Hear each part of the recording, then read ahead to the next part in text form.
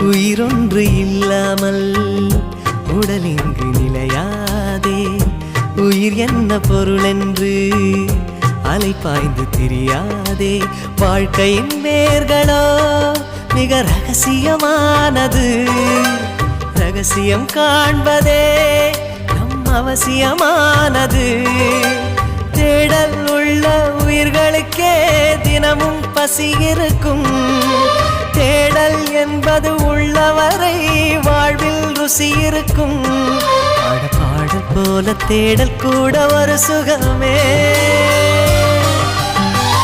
இசை பாடி வரும் இளம் காற்றுக்கு உருவமில்லை. காற்றலை இல்லை என்றால் ஒரு பாட்டொலி கேட்பதில்லை. ஒரு காலம் வருகையில் உள்ளம் கொள்ளை போகுதே. ஆனால் காற்றின் முகவரி